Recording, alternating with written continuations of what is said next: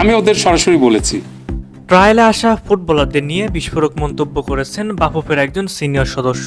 ফুটবলারদের নিয়ে এমন নেতিবাচক মন্তব্যের পর থেকেই সবাই প্রশ্ন তুলছে যে আবারও সিন্ডিকেটের সদস্যরা বাহাদুরি দেখাচ্ছে বাফুফেতে।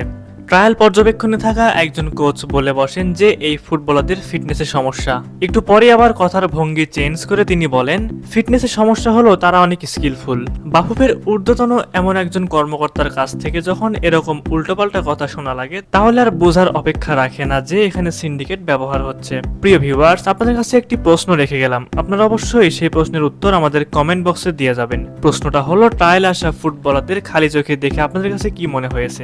আসলে কি তাদের ফিটনেসের সমস্যা নাকি সিন্ডিকেট? আপনারাই বলুন। চলুন এবার একটু বাফুফের সদস্যদের নীতি কথা শুনে আসি। বাফুফের মেগা ট্রায়ালে আসা ফুটবলারদের মধ্য থেকে একজনকেও জাতীয় দল কিংবা বয়সভিত্তিক দলে চূড়ান্ত করা হয়নি। গেল 3 দিনের ট্রায়ালে জমা পড়েছে শুধু দক্ষতা নয়, পরিশ্রম, ত্যাগ, ভালোবাসা আর এক একটি পরিবারের নিঃশব্দ প্রতিশ্রুতি। কেউ এসেছেন বাবার জমানো টাকায় বিমানের টিকিট করে, কেউ মায়ের উৎসাহ নিয়ে, সবার চোখে একই স্বপ্ন, লাল সবুজের জার্সি গায়ে চড়া। এমন ট্রায়ালের আয়োজন এখন থেকে নিয়মিত হবে। ভিডিও বিশ্লেষণ, পারফরমেন্স রিভিউ এবং ধারাবাহিক মূল্যায়নের পরই নেওয়া হবে সিদ্ধান্ত। ট্রায়ালে আসা প্রতিটা ফুটবলারের ডাটা সংরক্ষণে রেখে নিয়মিত বাফুফের পক্ষ থেকে রাখা হবে যোগাযোগ। এতক্ষণ যে নীতি কথাগুলো শোনালাম, এই কথাগুলো বলেছেন সাইফুল বারী টিটু। মুখে এসব বড় বড় কথা বললেও বাস্তবে কাজের সাথে কোনো মিল নেই। সিন্ডিকেট যদি নাই থাকবে, তাহলে ট্রায়াল আসা 52 ফুটবলারদের মধ্যে থেকে একজনকেও কেন সিলেক্ট করা হবে না? এই প্রশ্নের উত্তর কোনো বাফুফে কর্মকর্তারাই দিতে পারবেন না, কারণ তারা নিজেরাই যে সিন্ডিকেটকে প্রশ্রয় দিচ্ছে।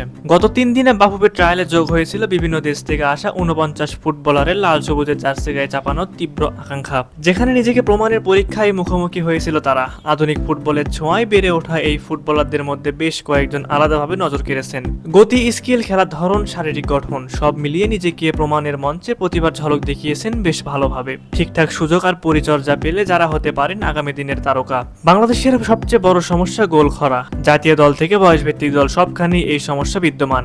ভবিষ্যতে সেই সমস্যার সমাধান হতে পারেন ট্রায়ালে আসা অন্তত 3 জন ফুটবলার। এদের মধ্যে একজন ইংল্যান্ড প্রবাসী ইমান আলম, যিনি ইতিমধ্যেই বাংলাদেশের নেইমার হিসেবে আলোচনায় এসেছেন। এই তালিকায় নাম আছে আরো কয়েকজন ফুটবলারের। সুইডেন প্রবাসী তাসিন হোসেন, যুক্তরাষ্ট্র প্রবাসী বিতোষক চাকমা, বার্সেলোনা যুব একাডেমির লা মাসিয়াতে ট্রায়াল দেওয়া ফুটবলার আমির সামি এবং আরো রয়েছেন মিনহাজ চৌধুরী। জাতীয় দলের মিডফিল্ড নিয়ে আপাতত চিন্তা নেই। হামজা চৌধুরী, সুমিত সোম, কিউবা মিচেলরা দায়িত্ব সামলাবেন। কিন্তু যদি প্রশ্ন করা হয় এরপর কারা, সেই প্রশ্নের উত্তরও মিলেছে ট্রায়ালে, যাদের মধ্যে রয়েছে ইংল্যান্ড প্রবাসী ইব্রাহিম নেওয়াজ, ওয়েলস প্রবাসী সামির মিয়া। কিন্তু এখন দেখা যাচ্ছে বাফুফের সিন্ডিকেটের কারণে এই ট্যালেন্টগুলো হারিয়ে যাবে। সুপ্রিয় দর্শক, ট্রায়াল নিয়ে যে সিন্ডিকেট হচ্ছে সে বিষয়ে আপনাদের কোনো মতামত থাকলে অবশ্যই আমাদের কমেন্ট করে জানাবেন।